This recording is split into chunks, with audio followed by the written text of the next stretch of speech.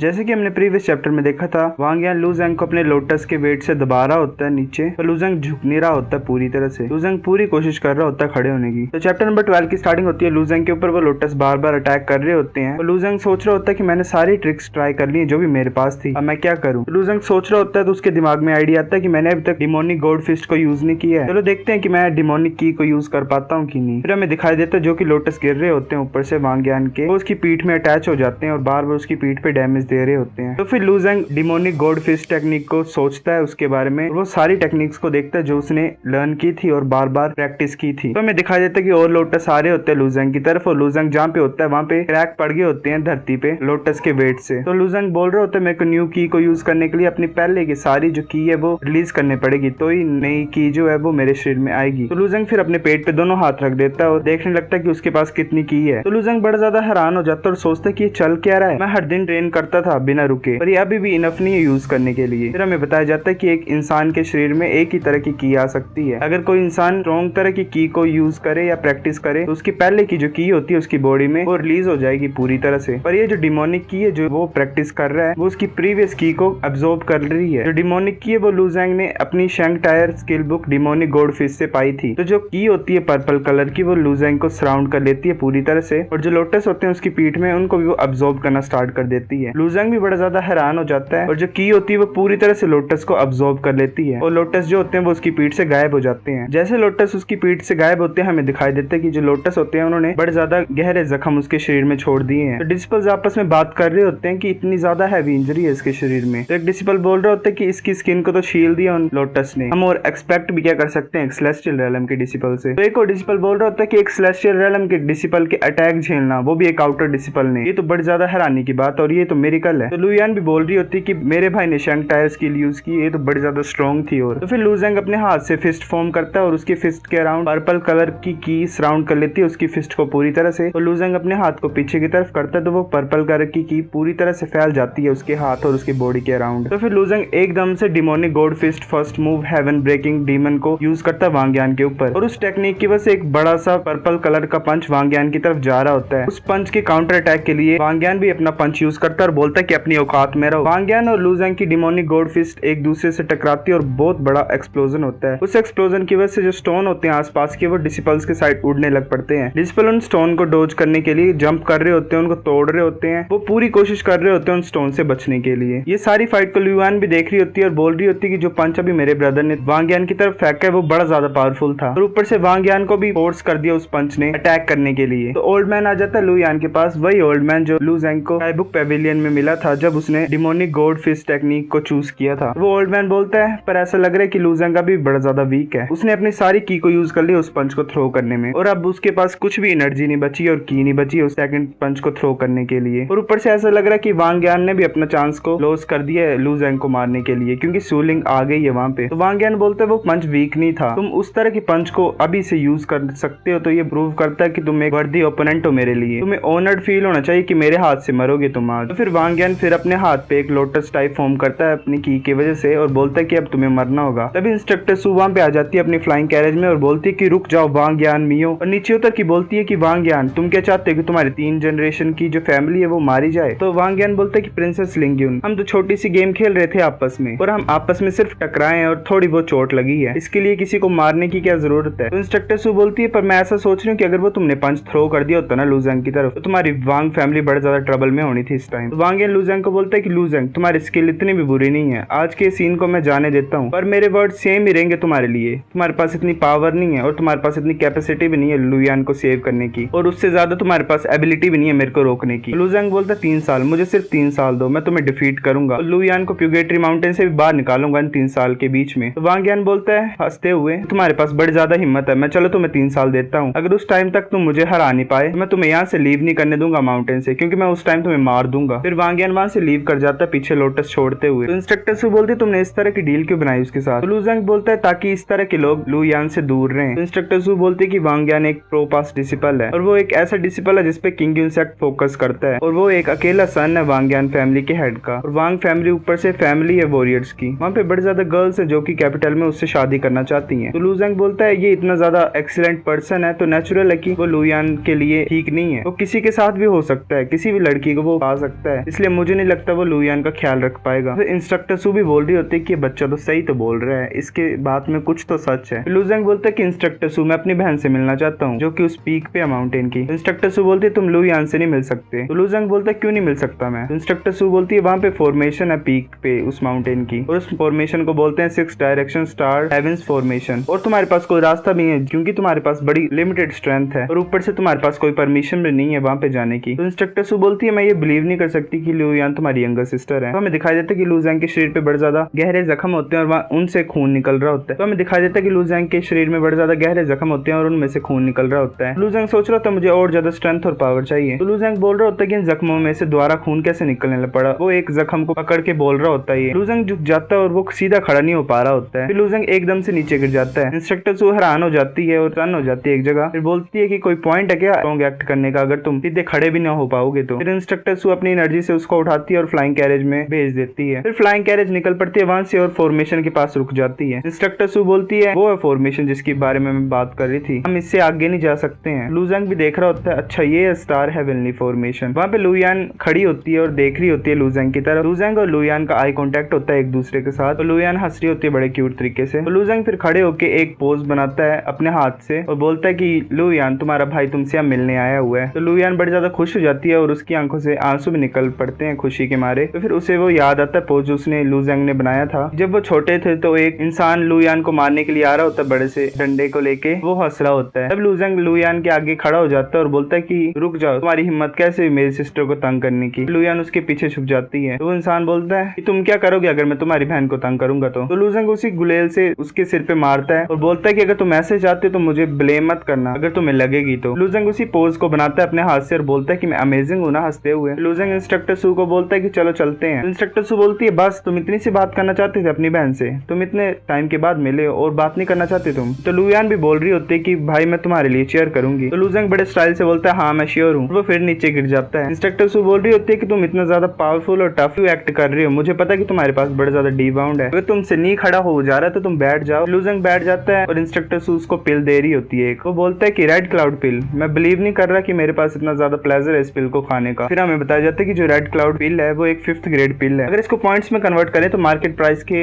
According ये 1000 points की होती है एक पिल। इंस्ट्रक्टर सू बोलती है तुम हर बार ट्रबल ही क्यों लाते हो बच्चे, तुम चुपचाप शांति से रह क्यों नहीं पाते हो। फिर इंस्ट्रक्टर सू उसको बोलती है कि मुंह खोलो और जबरदस्ती उसका मुंह खोल देती है और पिल उसके मुंह में डाल देती है और वो उसे खा जाता है। तो इंस्ट्रक्टर सू बोल रही होती है कि तुम्हें चिंता करने की जरूरत नहीं है, ये लेडी इसलिए तुम्हारे ऊपर इन्वेस्टमेंट कर रही है क्योंकि मुझे पता है कि तुम मेरी सुनोगे अगर मैं तुम्हारे ऊपर ये खर्चे करूंगी तो लू जेंग हमें दिखाई देता है कि वो सो गया होता है। दूसरे दिन लू जेंग उठता है और सोच रहा होता है कि मैं कितने देर तक सोया हूँ। फिर वो डिमोनिक की को प्रैक्टिस करने की कोशिश करता है और डिमोनिक की मैनिफेस्ट हो जाती है उसके हाथों के आसपास। वो कंसंट्रेट कर रहा होता है और उसके दोनों हाथों के बीच एक ब्लैक कलर की फॉर्म होती है जो कि प्रीवियस की को खा रही होती है। फिर वो की लू जेंग के पूरे हाथ में फैल जाती है और लू जेंग उस की को अपने शरीर से बाहर निकालने की कोशिश करता है। वो की उसके शरीर से बाहर भी निकल आती है और वो की रिलीज में हाफ स्टेप स्काई रेलम में एंटर कर जाता है। फिर 3 दिन बाद हमें जोजियान और मोकैन दिखाए जाते हैं। जोजियान बोल रहा होता है हाय ब्रदर लुओ। फिर लू जेंग पीछे मुड़ के देखता है। फिर जोजियान बोलता है कि ब्रदर लुओ मैंने सुना कि एक आउटर डिसिपल ने एक सेलेस्टियल रेलम के डिसिपल से फाइट की पुगेटरी माउंटेन में कुछ ही दिन पहले, तुम्हें पता है इसके बारे में कुछ भी थोड़ा बहुत भी। तो जोजियान कंटिन्यू करता है मैंने सुना था वो बैटल इतनी ज्यादा इंटेंस थी कि सेलेस्टियल रेलम के उस डिसिपल को भी अपनी इनिशिएट एनर्जी को यूज करना पड़ा था। तो लू जेंग बोलता है कि आगे तो ब्रदर वूजियान खड़े हुए हैं। तो वूजियान को आवाज डालता है कि आप बड़े ज्यादा अच्छे दिख रहे हो और तुम ऐसा क्यों लग रहे हो कि तुम कहीं पे रश में हो, तुम कहीं पे जाना चाहते हो बड़ी जल्दी। तो वूजियान बोलता है कि मैं क्योंकि सेक्ट को कुछ टाइम के लिए लीव कर रहा हूँ क्योंकि टियानलू ऑक्शन हाउस जो है वो आज बिग इवेंट को ऑर्गेनाइज कर रहा है आज। तो जोजियान हैरान हो जाता है और बोलता है टियानलू ऑक्शन हाउस। मोकैन बोलता है ब्रदर वूजियान अब मुझे ये मत बोलना कि तुम टियानलू जांग फैमिली के एक मेंबर हो। तो वूजियान अपना सिर हिला देता है। तो जोजियान बोलता है तुम ऐसे देख के नहीं पता लगा सकते कि कौन डिसिपल किस फैमिली से बिलोंग करता है, मैंने कभी नहीं सोचा था कि ब्रदर वूजियान जांग फैमिली से बिलोंग करता है। मोकैन बोलता है कि टियानलू ऑक्शन हाउस में एंटर करना नॉर्मल पीपल के लिए बड़ा ज्यादा मुश्किल है। ब्रदर वूजियान क्या तुम हमें ऑक्शन हाउस में लेके जा सकते हो। तो लू जेंग बोल रहा होता है अगर सभी जा रहे हैं तो मुझे भी जाने दो, मैं भी फन करूंगा कुछ